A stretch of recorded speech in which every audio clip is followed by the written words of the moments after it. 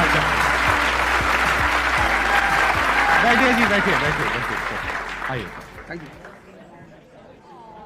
इससे पहले कि ऑडियंस आपसे कुछ क्वेश्चंस पूछे, मेरे माइंड में एक क्वेश्चन आ रहा है। आईएएस में कितने लोग हैं जो हर साल उसके लिए अपीयर करते हैं 5 से 6 लाख के आसपास, और सीट्स कितनी है? 1000 अप्रोक्सीमेटली। तो जिनका हो जाता है उनके बारे में तो सब बात करते हैं, जिनका नहीं होता है, जिन्होंने पूरी जान लगाई और जिनका नहीं हुआ, उनके उनका रिश्तेदार क्या होता है? उनके रिश्तेदार उनकी चिंता करते हैं। वो फिर उनकी चिंता करते हैं। नहीं, मैं आ रहा हूं, मैं आपके क्वेश्चन पे आ रहा हूं। ये पॉइंट इंटरेस्टिंग है, मैं समझना चाहूंगा कैसे। मैं बताऊं। हाँ। मैं दोनों मुद्दों पे बताऊं। हम सब हारने से डरते हैं और मजेदार बात है कि वो डर हमारी हार की वजह बनता है 98% केसेस में। हारने से क्यों डरते हैं? क्योंकि हम जानते हैं अगर हम हारेंगे तो जो पीछे 3 लोग बैठे हैं ना, रिश्तेदार, रिलेटिव्स और फ्रेंड, वो जीने नहीं देंगे। आप जब भी आईएएस की तैयारी करें, पहला अटेम्प्ट आपका सीरियस अटेम्प्ट होना चाहिए। आपने तैयारी किया, बेसिक्स तैयार किए, आपने एडवांस कोर्स तैयार किया, आपने कम से कम मेंस के 1000 आंसर्स लिखे हैं और मिनिमम 10,000 प्रीलिम्स के क्वेश्चंस आप सॉल्व कर चुके हैं, तब आप एग्जाम देने जाइए। सिर्फ एक अटेम्प्ट दीजिए। जिसने भी पहला अटेम्प्ट सीरियस दिया उसको दोबारा तैयारी नहीं करनी पड़ती, रिवीजन करना पड़ता है। भाई आप देखो ना, जितने सारे सेलेक्ट लड़के होते हैं उसमें बहुत सारे नौकरी कर रहे होते हैं, जॉब कर रहे होते हैं। कुछ लोग मुझसे पूछते हैं, सर जॉब करते वक्त तैयारी हो सकती है? नहीं, जॉब करते वक्त तैयारी तो नहीं हो सकती, जॉब करते वक्त रिवीजन हो सकता है। 3 hours per day, 4 hours per day. तो मेरी एडवाइस ये है, क्योंकि ये एक बहुत रिस्की खेल है ये। मैं खुद ही बाहर हुआ और फिर मैं कितने लोगों को देखता हूं जो 5-5, 6-6 अटेम्प्ट के बाद बाहर होते हैं। तो जिनको भी इस गेम में शामिल होना है, एक अटेम्प्ट सीरियसली आपका होता है, बहुत अच्छा है। आपको मैक्सिमम रिस्क लेना है तो आप 2 ले लो, उसके बाद अपना काम शुरू करो जो आपका सेकंड लाइन थॉट था। कोई लॉयर बनना चाहता है, कोई मेडिकल लाइन में जाना चाहता है, कोई मतलब जो भी आप एंटरप्रेन्योर बनना चाहते हैं आप करो, लेकिन अपने वो रिवीजन वाले 4 आवर बचा के रखो। आपने कितने अटेम्प्ट्स दिए थे सर? 4 अटेम्प्ट्स आपने दिए थे। और आपने कहीं से कोचिंग ली थी, यानी लाखों रुपए दिए थे कोचिंग में? नहीं, तब लाखों नहीं थे, तब हजारों थे। अच्छा, हजारों रुपए आपने खर्च करे थे और आप एक मिडिल क्लास बैकग्राउंड से थे। तो टोटल 4 साल में आपको कितना पैसा लग गया होगा, रहना, खाना, पीना? और आपने तो पूरी तैयारी करी होगी, साथ में कुछ और नहीं किया होगा? I think so. कुछ नहीं किया। तो कितना आपका 4 साल में अच्छा खासा पैसा? 5-6 लाख रुपए लगे। 5-6 लाख रुपए उस समय लगे। उस समय आज के समय पे अगर किसी को कोचिंग लेनी है तो आई थिंक इससे 3-4 गुना, 5 गुना आराम से लगेगा। आराम से। तो 15-20 लाख रुपए उस इंसान का लग गया, और वो है एक मिडिल क्लास बैकग्राउंड से। Middle class. अब वो कहीं ऐसा तो नहीं कि वो ना यहाँ करा ना वहाँ करा 4-5 साल बाद? हाँ, वही मैंने कहा कि अब आप, जब हमारे समय तो ठीक था, अब आप रिस्क पूरा नहीं ले सकते। You have to be cautious. अब इनको कॉशियस होना पड़ेगा कि ठीक है, जैसे बड़े सारे लड़के क्या करते हैं, वो 1-2 अटेम्प्ट ऐसे ही देते हैं। अब तो इनके पास 6 अटेम्प्ट है। ओबीसी हैं तो और ज़्यादा है, SC ST हैं तो और ज़्यादा है। और मैं कहूँगा आप किसी भी कैटेगरी से आते हैं, आप 2 अटेम्प्ट से ज़्यादा कभी मत मानिए। ये पॉइंट बहुत अच्छा है कि आइडियली आपको अपने माइंड में ये रखना है कि एक ही अटेम्प्ट है मेरे पास में, मैक्सिमम अगर आपकी फैमिली अफोर्ड कर सकती है तो 2 अटेम्प्ट है। उसके बाद में अपने काम पे ध्यान देना है और इसको एज अ रिवीजन की तरह देखना है, मतलब इसको साथ साथ में चलाना है। ये नहीं कि अपने 5 साल या 6 साल लाइफ के सारे यही निकाल दिए और सारा पैसा घर वालों का लगा दिया, या उन्होंने खेत बेच दिया, या लोन ले लिया। ऐसी बहुत कहानियां मैंने सुनी है सर लोगों की, और बहुत ही दर्द होता है ऐसी कहानियां देख करके। ऐसे लोगों की जो कहानियां हैं वो उसको सुन करके बहुत ही बुरा लगता है अंदर से। चलिए आगे बढ़ते हैं जी। Sir, I wanted to ask how to fight the basically fear that we feel. Like there are lot many fears that we face, not only in studies but in each aspect of life. There is some kind of fear. How to fight that? How to come back? How to have that courage in life? Fear बड़ी प्यारी चीज है। हमने कुछ words को बड़ा negative बना लिया है। जैसे अब बच्चा है 2 साल का, उसको तो फियर होता नहीं, उसे कुछ पता नहीं, उसने कोबरा देखा, जाके पकड़ लिया। वो तो बाद में घर वालों ने देखा तो पता चला कि भैया कोबरा पकड़ के घूम रहा है। लेकिन हम बड़े हो गए ना, अब हम कोबरा देखेंगे तो वो हमारी बॉडी की जो मैकेनिज्म है वो हमें वार्न करेगी, अलर्ट करेगी। That is natural fear. वो अच्छी चीज है। जिस चीज की आप बात कर रहे हो वो फियर नहीं है, वो ओवर थिंकिंग है। आज का जो युवा है वो फियर से परेशान नहीं है, वो ओवर थिंकिंग से परेशान है। अब ये ओवर थिंकिंग क्यों है, उस फैक्टर पे आते हैं। ओवर थिंकिंग की वजह क्या है? ओवर थिंकिंग की वजह यह है कि आज का समाज इतना एक्सपैंड कर चुका है। You are outside your house, तुमको तुम्हारी दोस्त मिल गई कि मैं कल लंदन से आई, क्या लाइफ है लंदन में यार, और मैं तो ये कर रही वो कर रही। आपको लगा हम पागल है यार, आईएएस की तैयारी कर। फिर शाम को किसी फ्रेंड का फोन आ गया कि मैं तो अब ऑस्ट्रेलिया जा रही हूँ, मैं तो वहीं सेटल हो जाऊँ। 90s में हमारे पास इतने स्कोप नहीं थे। हमारी जो लाइफ थी वहां ओवर थिंकिंग इसलिए नहीं थी, आपने भी सर देखा होगा, क्योंकि हमारे पास इतने स्कोप नहीं थे। आज तुम्हारी जनरेशन में यू हैव मल्टीपल फील्ड्स मतलब इतने सारे फील्ड्स ओपन है। तो जब तुम घूम के चारों तरफ देखते हो और तुम देखते हो कि तुम्हारे ही साथ के लोग बड़ी सारी फील्ड में एक्सेल कर रहे हैं, काम कर रहे हैं, अर्न कर रहे हैं, तो तुम्हारा दिमाग भागना शुरू करता है। फिर क्या होता है, हमारे पेरेंट्स हमसे ज्यादा ओवर थिंकिंग करते हैं, क्योंकि बड़े हमको लेकर कॉशियस होते हैं। हाँ। एक हमने ओवर थिंकिंग की, हम अपना संभाल लें किसी तरह। हम घर के अंदर गए, मम्मी रो रही है कि वो निशा मिली थी, 20 लाख का पैकेज है उसका। दूसरा प्रेशर तुम्हारे ऊपर आ गया। ये जो प्रेशर हम मल्टीपल फेस करते हैं, तो एक तुम्हारा प्रेशर, एक माँ बाप का प्रेशर। पता लगा बुआ जी ने रात में फोन कर दिया, क्या कर रही हो जी? तुम सारे लोग प्रेशर से लड़ रहे हो इस वक्त, मल्टीपल फ्रंट पे। ये कोई फियर वर्ड नहीं है। ये प्रेशर दूर कैसे होगा, इस पे थोड़ी सी बात कर लें। जहां इंटरनल ताकत है वहां कॉन्फिडेंस है। आज का युवा क्या कर रहा है? बादाम का तेल लगा रहा है, बादाम की क्रीम लगा रहा है, बादाम का साबुन लगा रहा है, खा रहा गुटखा।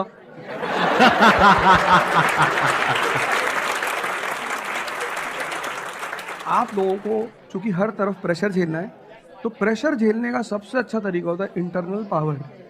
तभी तो मैं जहां भी जाता हूं एक चीज रिपीट करता हूं, योगा करो, ध्यान करो। ध्यान करोगे मन ताकतवर हो जाएगा। सर, आपने जैसे कि अभी बोला कि मेंटल स्टेट के लिए एक्सरसाइज करो, योगा करो। तो पहले तो मैं फिजियोथेरेपिस्ट हूँ, ठीक है। मैं सुबह से मतलब योगा एक्सरसाइज है मेरा डेली रूटीन, करना भी और कराना भी। उसके बाद भी at the end of the day मैं डिप्रेस हो जाती हूँ। ये नहीं कि मन नहीं लगता, इस चीज़ में ही मन लगता है, फैमिली से भी पूरा मन लगता है, ठीक है। उसके बाद भी end of the day depress हो जाती हूँ। तो उसको डिप्रेशन कैसे कम करी जाए? हम किसके साथ रहते हैं वो बहुत इंपॉर्टेंट है। मेरे एक दोस्त मेरे साथ आ रहे थे आज से करीब 7-8 साल पहले, धौला कुआं से। रात का टाइम था और हम दोनों, मैं गाड़ी चला रहा, हम इंडिया गेट के सामने से निकले तो उन्होंने मुझसे कहा कि अब हम बुढ़े हो गए हैं। मैंने गाड़ी रोकी, मैंने कहा उतरो। तो उन्होंने कहा कि क्या हुआ? मैंने कहा उतरो तो, उतरो जरा। उतर गए, दरवाजा बंद करो, चले गए। आज तक मैंने उनसे बात नहीं की। वो सब पूछते हैं आज, अब तो खैर बात ही नहीं होती, पर वो बहुत उन्होंने कोशिश की कि अब क्या हुआ? तुम दिन भर अपने आप को मोटिवेट करती हो, काम करती हो, जब तुम वापस घर में आती हो, अपने समाज में जाती हो, तो सब तुम्हारे मेंटल स्टेटस का थोड़ी है, तो तुम्हारी सारी ऊर्जा को खींच लेते हैं। इसीलिए तो माँ बाप हमारी संगत पे बड़ा ध्यान देते हैं। तुम्हें लगता होगा कि माँ बाप कितने बदमाश हैं, माँ बाप भगवान है। उनका एक्सपीरियंस तुम अपने दोस्तों को लेके जाया करो उनके सामने। कोई अल्ट्रासाउंड क्या करेगा जितना माँ बाप करते हैं? कोई स्कैनर क्या करेगा? सही बात है, देख के कोई 2 मिनट फोटो में कैमरा पता क्या चल फोटो खींचेगी, देख के बता देते। बहुत दुष्ट है ये। इसकी आंख के नीचे देखो, यहाँ निशान है, बहुत दुष्ट है ये। और वो लॉजिक भी बड़ी अच्छी सी देते हैं, कोई कुछ भी देते हैं लेकिन बड़ा अच्छा सा लॉजिक देते हैं। तो ये हमारे साथ होता है, इसलिए हमें पहले गुरुकुल भेजा जाता था। और आज की हमारी सोसाइटी इसको सिर्फ नेगेटिव दिखाई पड़ रहा है। मैं अभी अब घर गया था, हमसे लोग कह रहे भैया 24 का चुनाव लड़ोगे? मैंने कहा यार पॉलिटिकल पार्टियां कह रही कि तुम सीधे प्रधानमंत्री बन जाओ। अननेसेसरी परेशान किए हुए, अननेसेसरी दूसरों से मत। और ये एक जगह का नहीं है, ये यूनिवर्सल हो चुका है। तुमने कह दिया कि मैं आईएएस की तैयारी कर रही हूँ, अरे नहीं होता किसी को। तिवारी जी की लड़की दी थी, 2 साल बाद पागल हो गई। तुम इतने डिप्रेस समाज में रह रहे हो। वो तो महेश्वरी जी जैसे लोग हैं जिन्होंने बहुत लोगों को जिंदा कर रखा है।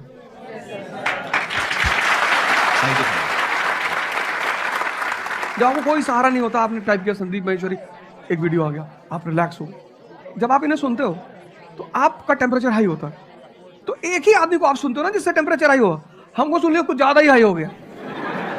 लेकिन 2 लोगों को छोड़ दो, 3 लोगों को छोड़ दो, 4 लोगों को, ऐसे 10-12 लोग हिंदुस्तान में है, पॉपुलेशन 1 बिलियन 50 करोड़। तो तुम 10 लोगों को सुनो और बाकी जो तुम्हारे साथ 500 जुड़े हैं वो तुम्हें तो नीचे ही ले जा रहे हैं। इससे बचो, अपनी सर्कल को थोड़ा सा रिजर्व करो। तुम किससे बात करते हो, कौन सा लिटरेचर पढ़ते हो, लिटरेचर पर ध्यान दो। जैसे मैं रश्मिरथ पढ़ता रहता हूँ, खाली हुआ प्रसादों के कनकाब शिखर होते कबूतरों के ही घर। ये जो बड़े बड़े मकान है, कभी किसी बाज को यहां रहते हुए देखा? कबूतर रहते हैं। क्या लाइन है, प्रसादों के कनकाब शिखर, कितने मतलब महलों के जो बड़े बड़े शिखर उसमें सिर्फ कबूतर रहते हैं।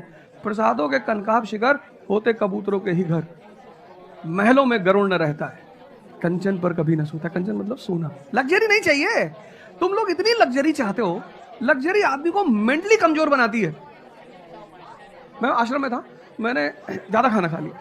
मेरा एक नियम है, नो एक्सरसाइज नो फूड। मतलब अगर मैं एक्सरसाइज नहीं करूँगा तो मैं खाना नहीं खाऊँ। वहाँ एक बाबा जी वो प्रेम में उन्होंने घी पे घी डालते चले,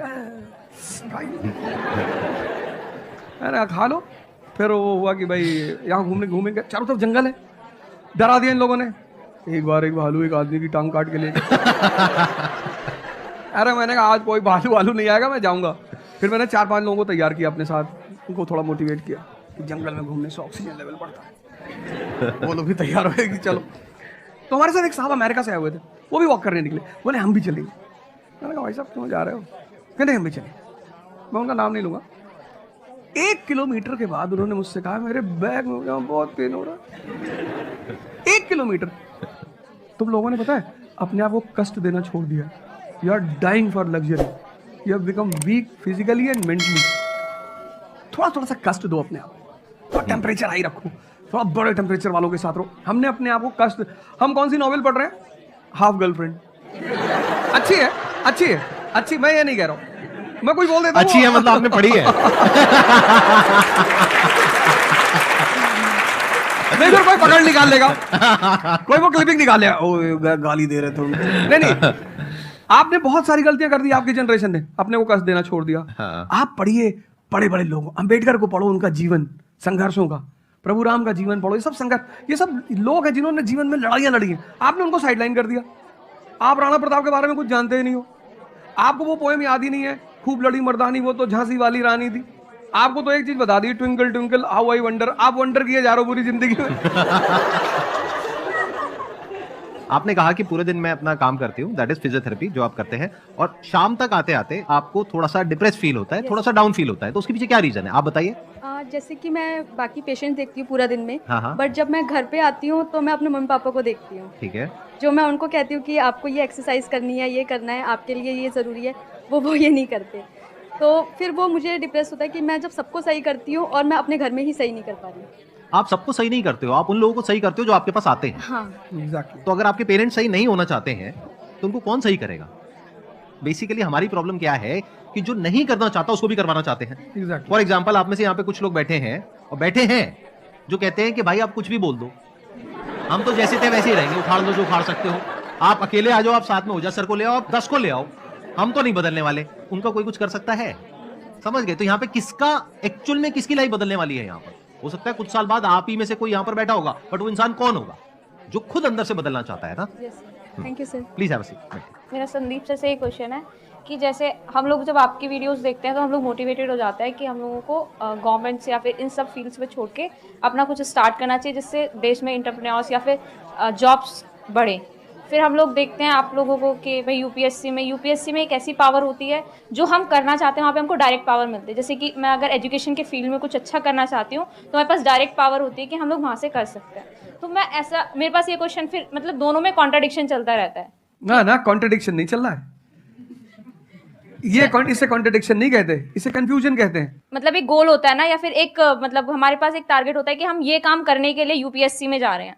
नहीं, सरकार जो कहेगी वो करना है। हाँ, I was about to say that. आपका क्या गोल है? आपको और आपने क्या थोड़ी है, target आपकी पार्टी का मैनिफेस्टो थोड़ी है, घोषणा पत्र। आप एक राजपत्रित अधिकारी हैं, गेजेटेड ऑफिसर। आपका जो मिनिस्टर होगा फोन मिलेगा, मैडम जी हाँ ये कस्तूरबा गांधी प्लान में अभी तक कितना काम हुआ?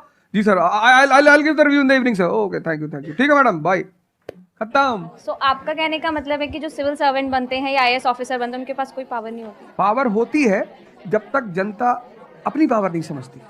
आज की डेट में इस देश में पावरफुल कौन है? जनता। We the people of India solemnly resolve. Yes sir. ये जनता बेचारी पावर जानती है तो डीएम का ऑफिस में चले जाते हैं, हुजूर इसको बेचारे को बताएं, नेता देखा, मेंबर ऑफ पार्लियामेंट देखा, पैर छू लिए, तेरे फूफा है? नहीं भैया नहीं भैया सांसद जी हैं। सांसद जी हैं तो क्यों पैर छू रहा है? तो पावर इस असलियत में इस देश की जनता के पास है। क्योंकि वो जानती नहीं है इसलिए तुमको इनके पास इनको काम करने का अधिकार है। ये है the right to work, the right to implement. लेकिन चूंकि जनता अपने अधिकार को नहीं जानती तो तुम्हें दूर से दिखाई पड़ता है कि आप बेटा कंफ्यूजन से बाहर आओ, ठीक है? और ग्लैमर मत देखो। आप बेसिकली पावर नहीं देख रहे हो, आप ग्लैमर देख रहे हो। आपको जो करना है उसको डिसाइड कर लो आप, और उस रास्ते पे आगे बढ़ो कि आप कल किसी भी फील्ड के मुकेश अंबानी बन जाओ, अडानी बन जाओ, वॉरेन बफेट बन जाओ, बिल गेट्स बन जाओ, इस रास्ते पे जाओ। मैं यहाँ पे थोड़ा सा ऐड करता हूँ कि जो आपने बोला ना कि ये कॉन्ट्रडिक्शन है, सबसे पहले तो जो सर ने बोला कि ये कोई कॉन्ट्रडिक्शन नहीं है, ये कंफ्यूजन है, बिल्कुल सही बात है। अब कंफ्यूजन क्या है, उसकी जड़ क्या है? आप क्या कर रहे हो, आप बस हम लोगों की बातें सुन रहे हो। यहाँ से मैंने कुछ बोला, इन्होंने कुछ बोला, दोनों अलग अलग स्टैंड पॉइंट है। मतलब इस दुनिया में आर्ट्स भी है, साइंस भी है, कॉमर्स भी है। अब आप कहोगे अब तीनों में कॉन्ट्रडिक्शन है, अरे कॉन्ट्रडिक्शन नहीं है, अलग अलग लोगों के लिए अलग अलग स्ट्रीम्स है। डिपेंड्स अपॉन कि आपकी प्रेफरेंस क्या है, आपकी प्रायोरिटीज क्या है। तो आपको तीन चीजें देखनी पड़ेंगी, एक अपना पास्ट, अपना प्रेजेंट और अपना फ्यूचर। कि पास्ट में आपने कैसा परफॉर्म किया है। अगर आप पढ़ाई में बहुत अच्छे रहे हो तो आपको क्लियर नजर आएगा कि अच्छा मुझे पढ़ाई से रिलेटेड कुछ करना है, तो वहां से रास्ता क्लियर हो जाता है। बट अगर आपके दिमाग में 24 घंटे बिजनेस आइडियाज घूमते रहते हैं, जहां भी जाते हो वहां पे गोलगप्पे खा रहे होते हो, आपके दिमाग में चल रहा होता है अबे इतने पैसे ले लिए, उसमें से इतने का गोलगप्पा, इतने का पानी है, पानी तो इतना फ्री होता है, मेरे से लिया 20 रुपए, ये तो 5 रुपए का काम है, तो 15 रुपए इसके पास में गए, कितने लोगों ने एक दिन में खा लिए, इतने पैसे कमा लिए, व्हाटएवर। अगर इस तरह का आपका माइंडसेट है तो वहां पे एंटरप्रेन्योरशिप, स्टार्टअप, इन सब चीजों का बेनिफिट है। तो हर रास्ता हर एक के लिए नहीं होता है। तो ये आपको कैसे समझ आएगा, अपने पास्ट को देखकर। दूसरा, अपने प्रेजेंट को देखो कि आपके पास में क्या रिसोर्सेज हैं। सोचने से क्या होता है, आपको ये भी तो देखना पड़ेगा आपके पास में क्या रिसोर्सेज हैं, उसके बेस पर आप सोच सकते हो ना। कल को आप कहो कि मैं एक टेलीकॉम कंपनी लॉन्च करूंगी जो कि जियो को कंपटीशन देगी, ठीक है, सोच लो कुछ नहीं होगा। क्या है पीछे, बैकग्राउंड क्या है, आपके पास में क्या रिसोर्सेज है, how are you going to compete. तो आप फालतू में कुछ भी सोच रहे हो ना। तो यहाँ पे कॉन्ट्रडिक्शन क्या है, कंफ्यूजन क्या है, कुछ भी नहीं। तो जब आपके रिसोर्सेज ही आपको अलाउ नहीं कर रहे वो करने के लिए, तो सोच क्यों रहे हो। तीसरा, फ्यूचर में आप अपने लिए कैसी लाइफ चाहते हो। जैसे सर ने कहा कि पावर नहीं मिलती है वहां पे सर्व करना होता है। इस गलतफहमी से बाहर आ जाओगे, वहां पे पावर मिल जाएगी। पावर तो पूरी की पूरी एक हिरार्की है, जिस हिरार्की में टॉप पर पब्लिक बैठी है एक्चुअल में, वो हमें पता ही नहीं है। हमारे हाथ में पावर है, किसको वोट करना है, किसको पावर में लेकर के आना है, फिर उनकी पावर के अकॉर्डिंग आगे पावर का डिस्ट्रीब्यूशन होता है, पॉलिसीज का डिस्ट्रीब्यूशन होता है, फिर उसको इंप्लीमेंट करना होता है। तो आपको देखना है कि आपको एग्जैक्टली लाइफ में चाहिए क्या है। कि अगर आपका माइंड है बहुत ज्यादा क्रिएटिव, कि आपको हमेशा दिमाग में आइडियाज घूमते रहते हैं कि कुछ अजीब करना है, कुछ अलग करना है, ये करना है, वो करना है, तो फिर वो रास्ता आपके लिए नहीं है। क्योंकि वहां पे आपके पास में पावर नहीं है, रिस्पॉन्सिबिलिटी है। But once you go in the entrepreneurship space, वहां पे रिस्पॉन्सिबिलिटी नहीं है, वहां पे पावर है, पावर टू क्रिएट। अब आपको देखना है कि एट द एज ऑफ 42, 48 आप किसके जैसा बनना चाहते हो। अगर एक टीचर बनना चाहते हो तो ये रास्ता है। उसके अलावा जिन्होंने यूपीएससी को क्रैक किया है उन लोगों को आप लाइफस्टाइल देख सकते हो। वैसे बनना चाहते हो, बहुत बढ़िया। मेरे जैसा बनना चाहते हो, बहुत बढ़िया। किसी और के जैसा बनना चाहते हो, बहुत बढ़िया। बट किस बेस पर, अपनी पर्सनालिटी को देखो ना, क्या लाइन हो रहा है। सर एक्चुअली आपका सेशन देख के मैं पब्लिक स्पीकिंग सीख रहा हूँ। तो कॉन्फिडेंस बढ़ाने के लिए जो आसपास के स्कूल है ना, स्कूल क्लासेस जो है उनके पास मैं जाता हूँ बच्चों को थोड़ा सा ये करने के लिए। तो मैं जाके वहाँ पे रश्मि रत्वी सुनाता हूँ, मेरे को आती है थोड़ी थोड़ी, तो मैं वो सुनाता हूँ। छत्रपति शिवाजी महाराज के बारे में सुनाता हूँ। तो उन बच्चों का मैंने थोड़ा नोटिस किया, तो वो क्या कह रहे थे मुझे कि सर जो टीचर है अभी जो सिखा रहे, वो बस सब्जेक्ट के बारे में बताते हैं और बोरिंग तरीके से सिखाते हैं, ना कोई एक्स्ट्रा कुछ एक्टिविटी नहीं करवाते, कुछ नहीं करवाते। और जब ऐसा कोई एडिशनल गेस्ट आता है जो कुछ एडिशनल सिखाता है, तो उनका माइंडसेट थोड़ा चेंज होता है कि सामने वाले टीचर से भी वो वही एक्सपेक्ट करते हैं। तो मुझे कभी कभी लगने लगा है कि मैं जाके गलत कर रहा हूँ, या वो टीचर का, वो स्टूडेंट का देखने का नज़रिया बदल रहा है, तो वो वही से वो एक्सपेक्ट कर रहा है और उनका मन वहीं पे नहीं लग रहा है वो सब्जेक्ट में। तो अभी मैं क्या काम करने के दो तरीके हैं। एक, आपको काम करना ही है, कोई ऑप्शन नहीं है। एक है आप किसी भी कीमत पे काम करना चाहते हो। जैसे मैं किसी भी कीमत पर पढ़ाना चाहता ही हूँ। इसने मुझे इज्जत दिया, सम्मान दिया, प्रेम दिया। मैं एक शादी में गया था 2 दिन पहले, लोग दूल्हे उल्हे को छोड़ के मेरे पास आ गए। दूसरा बेचारा फ्रस्ट्रेशन में क्या किया, हमसे मैसेज किया, वो तुम यहाँ से चले जाओ। मतलब उनके भाई ने मुझे मैसेज किया, बड़े भाई ने कहा, वो यार तुम यहाँ से जाओ, शादी नहीं हो रही है। मतलब वो द्वार 4 वगैरह सारा प्रोग्राम था, वो सब बाहर है, हो जाओ सर। तो हमारा जो देश का शिक्षक है, उसके मन में कोई मोटिवेशन नहीं है कि वो क्यों पढ़ा है। जैसे हमारे घर मामा आए, उनके आने पे हम बड़े खुश होते हैं कि मामा आए। क्यों? क्योंकि हमें पता था कि जब जाएंगे तो पैसा देके जाएंगे। इस देश के शिक्षक को, सरकार को कुछ ऐसा करना चाहिए कि उसके मन में एक मोटिवेशन हो कि 6 बजे का स्कूल है, वो सुबह 4 बजे पहुंच जाए।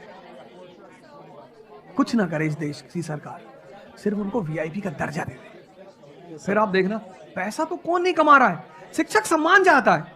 तो मैं अपने टीचरों से पुराने मिलता हूँ, तो जैसे कहीं मिल गए वो सड़क पे, मैं खड़ा हो गया, रोक दिया सब, हाँ सर, पैर चले, तुरंत ऐसे सीना उना चौड़ा कर लेते हैं कि हमारा बच्चा जी। शिक्षक एक दुनिया की ऐसी लॉबी है जिसको सम्मान चाहिए। आप लोग कहीं भी अपने पुराने टीचरों को मिला करो, ठीक है हो सकता है उन्होंने आपको कभी मारा हो, डांटा हो, कुछ बोला हो, लेकिन अब आप उनको थोड़ा सम्मान दे दिया करो, उससे बड़ा उन्हें फील होगा। हमारे देश के शिक्षकों के पास इनर मोटिवेशन की कमी है। कुछ लोग हैं जो इंडिविजुअल मोटिवेटेड रहते हैं, वो करते हैं कई सारे टीचर, लेकिन वो इंडिविजुअल, कुछ लोग होते हैं ना जिनको अपने धर्म का एहसास होता है, उनके लिए वो ड्यूटी नहीं होती, वो धर्म है उनका।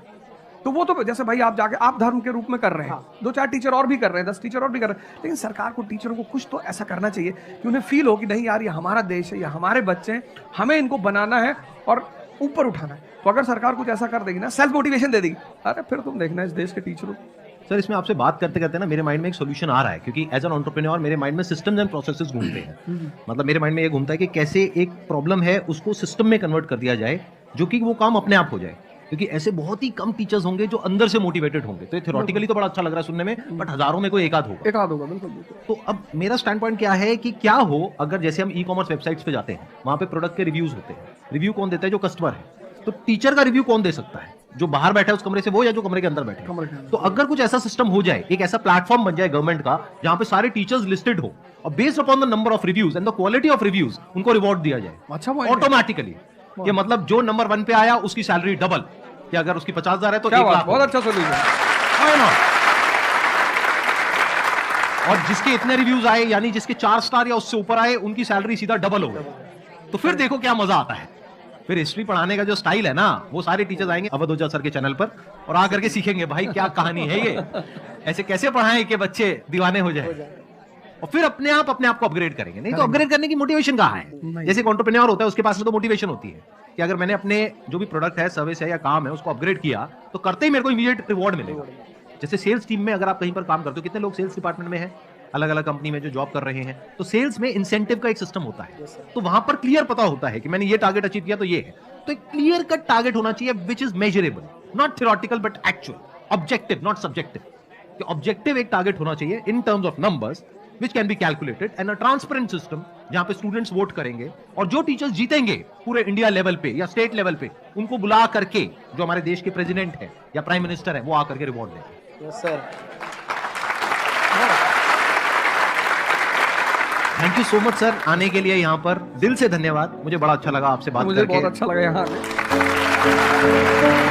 Thank you sir. जो जनरेशन है वो वाकई में लग्जरी के साथ compete कर रही है। उनको अपनी लाइफ में इतनी लग्जरी चाहिए, क्योंकि अगर मैं अपने बड़ों को देखूं, यानी कि मैं अपने पेरेंट्स का चाइल्डहुड की बात करूं, जब वो हमारे से जिक्र करते थे तो उनका चाइल्डहुड कोई बहुत ज्यादा अच्छा नहीं था। मतलब धीरे धीरे जो फैमिलीज है वो बनी, उन्होंने स्ट्रगल की, लेकिन उनकी स्ट्रगल के मुकाबले में हमारी स्ट्रगल कुछ भी नहीं है। तो जैसे जैसे हम लोग, मैं देखती हूँ कि फाइनेंशियली बेटर होते गए, हम लोगों ने अपने बच्चों को भी एक उस लग्जरी में डाल दिया कि वो हमारा प्यार है उनके लिए, जबकि मुझे लगता है कि वो नुकसान है उनके लिए। यार मैं बिल्कुल एग्री करूंगा। अगर आज से हम कोई 25-30 साल पीछे की बात करें, ठीक है ना, जब क्या नाम लेते हैं, इतना ज्यादा लग्जरी आइटम्स आपको नहीं था देखने को मिलता, एक बहुत सिंपल लाइफस्टाइल होती थी। खासतौर पर गांव साइड के लोगों की बात करें जिनके घर अगर अच्छा जो स्कूल लेवल पे कहानी हो रही है